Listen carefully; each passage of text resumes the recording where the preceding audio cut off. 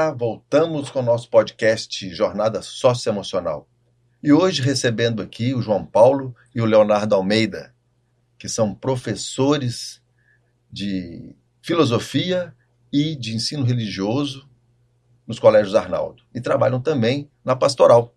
Muito obrigado pela presença de vocês. Hoje nós vamos conversar a respeito de um assunto muito comum, né, que é a comunicação não violenta. Tem ficado cada vez mais famosa essa expressão, né, comunicação não violenta. E nós gostaríamos de saber como que o trabalho com a espiritualidade, né, a espiritualidade cristã, ela pode nos ajudar na comunicação não violenta. Da família, né, com seus filhos, dos filhos com os pais. Esse tema ele é muito importante, né, Aldo? Pensar, sobretudo, a olhar para o próprio Cristo, né? Jesus, que divino, mas ao mesmo tempo humano, nessa relação com as pessoas, no cuidado, nos encontros, nos olhares, nos diálogos, né, João? Sim. Jesus que estabeleceu conexão com muitas pessoas. Então, no primeiro momento, a gente gosta de recordar sobre a comunicação não violenta, olhando justamente para Jesus humano, né? Essa pessoa que se relacionou e teve contato com tantas pessoas. Quando nós olhamos para a pedagogia de Jesus, nós percebemos como que ele era um comunicador nato. Ele conseguia transmitir de forma clara, objetiva, aquilo que ele queria falar. Era um homem do diálogo, da transparência, da honestidade, e esses valores nós podemos trazer para a nossa vida, né? Nós temos um capítulo em Mateus que mostra muito bem isso, quando Jesus vai falar que se te baterem uma face, dê a outra. E é interessante que esse dar a outra face significa mudar a perspectiva da violência para o diálogo. Sobretudo nesses tempos em que nós estamos vivendo de uma lógica em que quando alguém me provoca, ou quando eu sou desafiado, ou quando alguém se opõe alguma realidade minha, eu respondo na mesma medida ou até mais grosseiramente. Optar pela lógica de Jesus, humana, cristã, que olha de uma outra perspectiva, é perceber que eu preciso ressignificar sobretudo a minha escolha pessoal, né, João? Individual. Sim. Né? De perceber que a minha resposta pode ser com mais cuidado, com mais sensibilidade, né, nas minhas relações, tentar entender o contexto em que está acontecendo tal situação, né, visto que todos nós, em meio ao tempo que vivemos, a correria, os dramas, as realidades, a gente pode ser mais incisivo, mais grosseiro, mas olhando para o modelo de Jesus, a gente percebe que há uma outra proposta, né, Sim. João? Eu acho que Jesus ele nos convoca a uma proximidade, a um cuidado, a uma observação e uma paciência. E é importante também a gente pensar, né, que quando a gente fala em comunicação, a gente lembra muito de estar tete a tete conversando. Sim. Mas hoje é muito comum a comunicação pelo smartphone. Sim. Né? E ali também é um outro espaço, não é? Que a gente tem que cuidar dessa comunicação não violenta. Sim, muito bem colocado, Eldo. Sim, com certeza. Sobretudo porque muitas vezes quando a gente está em contato pelas mídias, né, WhatsApp, Instagram, pelas redes sociais, às vezes a gente não consegue ser claro o suficiente. Exato. Como gostaria no tete-a-tete, né, no pessoal, no encontro presencial. Então, o quanto é importante escolher e ser o mais claro possível na minha comunicação, na minha fala, no objetivo que eu quero realmente atingir, né? Pensando que o outro que recebe está envolto de tantos outros temas, de outras realidades, e ele precisa ter as informações precisas, necessárias, para poder escolher, caminhar e reagir àquilo que for apresentado. Muito bem. E aqui, no colégio, né, no dia a dia do estudante lá, né, como que a gente, né, consegue trabalhar esses princípios da comunicação não violenta que vocês trouxeram aí, com o auxílio, né, o apoio na espiritualidade? Então, eu acredito que é a partir das habilidades socioemocionais, né, da empatia, do cuidado que os alunos têm em sala de aula, né, esse recurso juntamente com os professores e no dia a dia, né, na convivência, pautando esses valores a partir dessa pedagogia mesmo de Jesus. O colégio tem uma matriz, sim, nessa matriz um conjunto de habilidades socioemocionais, né, sim, e acredito, né, que algumas delas dizem diretamente respeito a essa lógica, né, cristã, né, da forma com que Cristo enxerga, né, as relações interpessoais. O respeito, é mais ou menos por aí? Isso, o respeito ao outro, cuidado com o outro, a empatia, a compaixão, a escuta ativa. Então, esses valores são todos ensinados aos nossos alunos. A escuta ativa, a escuta atenta, né? Isso. Porque a gente, na corrida do dia a dia, pode ouvir, mas não escutar de maneira efetiva aquilo que o outro quer dizer. Né? Sobretudo em tempos de celular, de tantas coisas.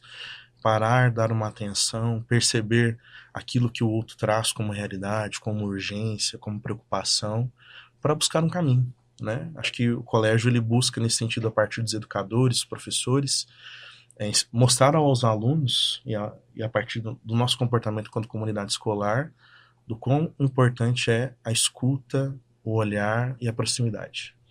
Como criar filhos para que sejam solidários? Acho que, né, João, não tem nenhuma receita pronta de imediato, mas a gente consegue pensar caminhos quando a gente fala sobre solidariedade. E do ponto de vista cristão, cristianismo, da nossa fé, a gente consegue olhar para esse Cristo que teve esse olhar de alteridade com o outro, né? De pensar o outro, de ver as necessidades do outro, né? Sim. Que efetivamente esteve com as pessoas percebendo as suas realidades. Né? Então, quando a gente se depara com a pergunta como criar filhos solidários, é pensar primeiramente da perspectiva de que nossos filhos, nossos alunos precisam estar atentos aos sinais e às realidades, ao mundo que vive. Né? Visto que são várias as realidades, são vários os problemas, várias as situações, e todos nós estamos em alguma realidade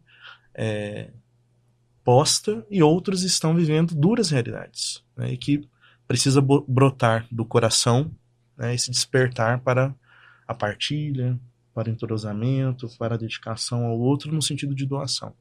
Né, João? Nesse movimento do Cristo que também ensinou aos seus discípulos a serem solidários e atentos. Bacana. E como que no colégio, que vocês são professores do Colégio Arnaldo, né, e trabalham na pastoral do Colégio Arnaldo, como que o colégio trabalha para contribuir com nós pais, né, na formação de crianças e jovens solidários?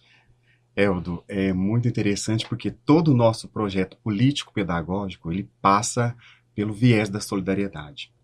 Quando nós temos um projeto da Páscoa Solidária, em que as crianças doam o bombom, doam roupa, doam o brinquedo para aqueles que são menos favorecidos. Quando nós temos um projeto que se chama Pés Descalços, em que as crianças fazem a experiência de ficar um período sem um sapato e depois doa para alguém que precisa. Então, todos os nossos projetos, eles têm um viés solidário. E é dessa forma, se colocando no lugar do outro, tendo esse olhar de empatia, que nós ensinamos nossos estudantes a ter esse olhar solidário. Estamos acompanhando aí vários adultos mesmo, né, jovens já, né, também passando por momentos muito difíceis, né, de ansiedade, depressão, às vezes até automutilação, autoextermínio, com dificuldade de lidar com perda, com fracasso, frustração de uma maneira geral. E a nossa pergunta é, né, como trabalhar com a frustração, né, num viés da espiritualidade? O maior exemplo, eu acho, que nós podemos ver é na pessoa de Jesus Cristo, né? Todo o processo que ele passou de traição, de julgamento, de dor, de sofrimento, de angústia, não para por aí, né? Nós temos a ressurreição, que é essa esperança e essa possibilidade de ressurgir, de novidade. E o próprio Cristo nos ensina, né? Aquele que perseverar até o fim será salvo.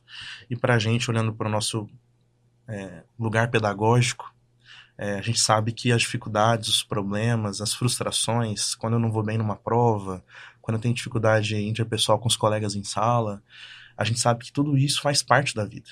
A gente não colhe só as alegrias, né? Mas as frustrações, os problemas, eles nos ajudam e nos impulsionam a crescer, a amadurecer, para a gente poder ser pessoas melhores no mundo, né? Nas relações. Então, perceber que todos esses problemas, toda frustração, tudo aquilo que às vezes me desanima humanamente, emocionalmente, tem uma saída, tem uma luz. À medida em que a gente olha com o olhar da esperança, da perseverança, para ver uma saída, né? Tá certo? Pegando aí Jesus como uma referência, né? Nessa questão de suportar esses momentos, de aprender, né? De nascer de novo de uma forma diferente. Então, tudo isso a gente poderia colocar numa habilidade socioemocional que é a resiliência. Resiliência, isso. Não é? A resiliência. E aí a minha pergunta é como, né, na prática, isso é trabalhado dentro do Colégio Arnaldo, né, no dia a dia lá com as nossas crianças e jovens. Entender que essa faz parte do amadurecimento da criança, os nãos e as frustrações. E ter esse olhar atento, né, juntamente com a coordenação, a orientação, a pastoral e o plantão psicológico, em que os estudantes têm a possibilidade de trazer os seus problemas, mas também de ser ouvidos nas suas demandas, ser escutados, ser respeitados naquilo que eles trazem. O João tem um setor do Fundamental 2 e médio, né, João? Tem lá o plantão psicológico. Você, né, Léo, que está ali na educação infantil, no ensino fundamental, séries iniciais, esse trabalho também acontece? Como é que é também? Conta um pouco aí pra gente. Também acontece, né? Por meio da coordenação pedagógica, a orientação e a pastoral, a gente consegue acolher as crianças dos anos iniciais, infantil, para partilhar, para dizer das dificuldades, para ouvir, né? A fim de poder encontrar um caminho, justamente a partir dessas dificuldades, tendo um novo olhar a partir das realidades. Então, está à disposição dos nossos alunos a orientação, a pastoral e a coordenação, justamente para esse acompanhamento que quer ajudar e fazer o aluno entender que as dores, os problemas, as dificuldades são um processo e precisam ser olhados como um processo, né? E nessa fase, né, o uso, né, o recurso dinâmica é algo muito importante, porque são mais concretos. Sim. Né? As dinâmicas, os encontros, né? As atividades em grupo, tudo isso, as rodas de conversa, tudo isso possibilita, bem como os momentos de espiritualidade, da pastoral, né? Onde a gente quer trazer justamente a figura, a imagem do próprio Cristo, que está aí para nos ajudar a compreender esses processos de ressignificação. Muito obrigado pela contribuição, parabéns pelo trabalho. Obrigado. E a gente vai dando continuidade a esse bate-papo, né? Nosso próximo encontro, tá bom? Obrigado, Ed. E é isso aí, gente. Muito obrigado pela audiência, muito obrigado por acompanhar aí nosso podcast. E a gente fica aguardando as suas dicas de mais temas. Muito obrigado.